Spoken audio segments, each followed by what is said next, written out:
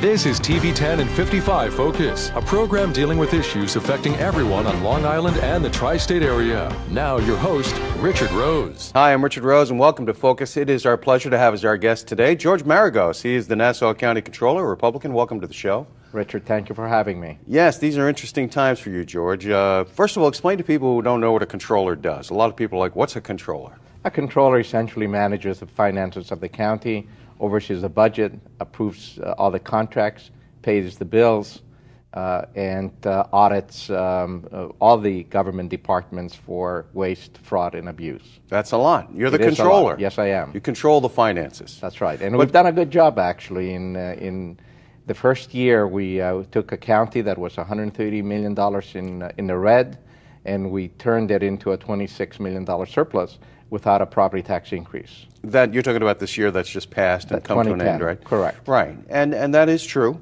And but some people say that well, not much to crow about there because now you're looking at a huge budget deficit in the coming year, aren't you? How much?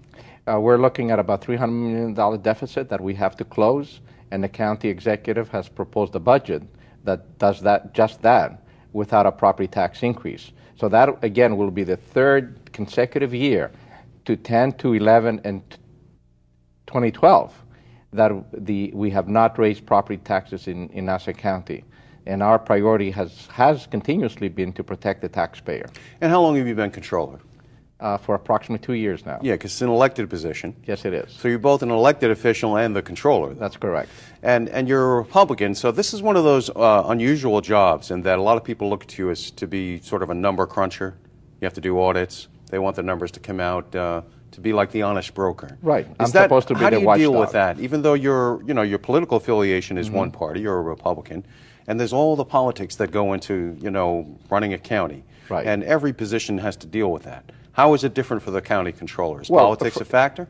It's always a factor, but I've run for office after 35 years in private industry, and my integrity is paramount to me, and I can promise the voters when I run that I would be independent. So far I have been very independent and called the shots as I saw them. And many times you have come out with numbers that I'm sure they weren't happy to hear about in Mineola. Fellow Republican Ed Mangano. Yes. I imagine you can go into his office and say, sorry, Ed, these are the numbers? Absolutely, and I've done that many times. And the outcome has been much better because we ended up with the realistic budgets. We control those budgets, and we ended up with the surplus in 2010, and without any requirement for a property tax increase. Well, before we get on to the problem with 2011, how did you do that? Because it was supposed to be a deficit for this past year. How did you make that turn into a surplus? Well, we controlled expenses very, very tightly. We eliminated a lot of contracts that were not necessary, and we just monitored the expenses on a monthly basis. Did you put things off into next year? Did you have one-time expenses? Is there any trickery to it? I mean, is that a real $26 million surplus? There is no trickery because at the same time, our structural deficit has come down substantially by about 60% over what it was in 2009 when we took over. And so that's where a lot of the debate gets into mucking it up with politics, is because there's a blame game going on in Mineola. Whose fault is it that we got $300 million? Some people say it's everybody's fault. Where do you stand on this? I mean, do you just simply say it's all Tom Suozzi's fault? No, it's part of it is because there were structural items that were put in place, such as the labor contracts out to 2015 with guaranteed wage escalations, no layoffs, no furloughs. But as well, the economy has been in a recession, as we all know, and we've done actually a calculation. If the economy had not gone into a recession, and our sales tax revenue, which is our biggest source of revenue, had increased by about 3.5% on an annual basis from 2007 to 2012, we would not be in this budgetary situation, and we would not be looking at a deficit, but rather a surplus going forward. So sales tax revenue is the big collection. That's right, and it's that big. It's in the hundreds of millions of dollars that you didn't collect over the last 5 years. It is actually we collect over $1 billion in sales tax revenue. That took a big hit in 2008, 2009. down over 10%, and it's only now beginning to come back to where it was in 2007, 2008. So the economy's to blame too. Oh, absolutely. Okay, so I mean, there's only so much you could do about that because everybody's in the same boat. You see Suffolk County's getting a deficit that's emerging. Right. The state's having to deal with deficits next year again, it looks like. Then, of course, correct. the United States debt is phenomenal. That's correct. So what are we going to do in Nassau County to solve a $300 million deficit? Well, we have to obviously continue to control our expenses. At the same time, we've had mandates from Albany that have been skyrocketing, such as the health insurance premium that in the past 2 years has gone up double digit, about 13 to 15%. Pension contributions have gone through the roof, as people have been reading, 16 to 20% increases, while our revenues have remained flat. So the only option that we have, and we don't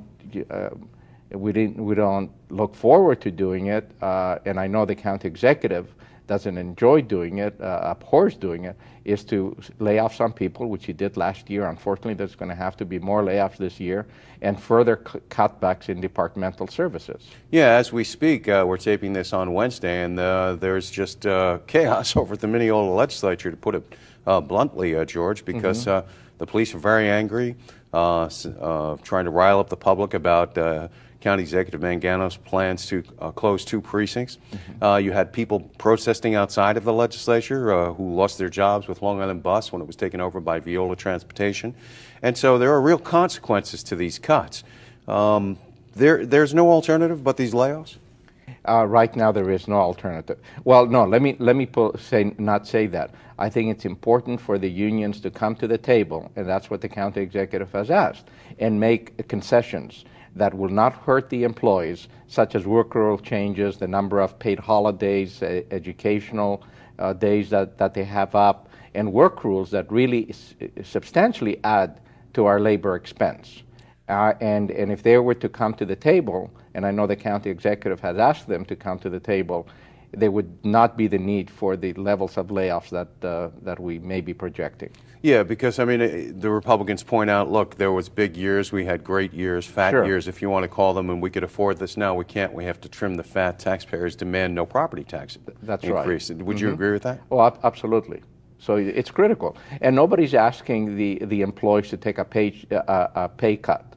We're asking them to be somewhat more flexible in the work rules to allow us to manage and achieve higher productivity so we can continue to provide the services to the public at a lower overall wage cost. And then, of course, the Democrats, they'll come, and this is where you get caught right in the middle of the politics, because, you know, they'll say, well, it wasn't all Tom Suozzi, it's the economy, it's mismanagement by the current county executive, who happens to be by a Republican, by the way, since here's the Democrats complaining.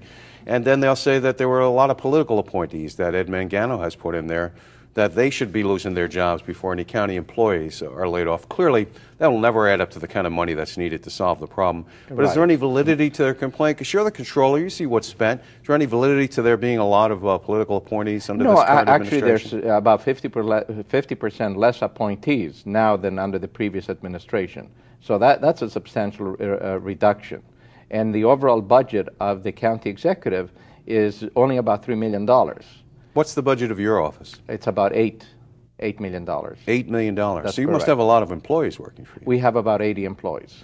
And they're mostly CPAs, accountants, auditors. And they deal with the assessment issue as well. Our audit department looked at the assessment, reviewed the assessment, the whole process, and actually we recently came out with 3 reports on how the assessment system could be made more efficient, what were the problems in the past, and how we should fix those going forward. Well, George, and I hired to do my segues because that's the one we want to talk about next, but we have to take a break right now. We're talking with George Maragos. He's the Nassau County Comptroller, talking about the $300 million budget deficit that's emerging, and also the assessment system that most people say is broken and is costing the county way too much money. What can be done about that? We'll find out when we return.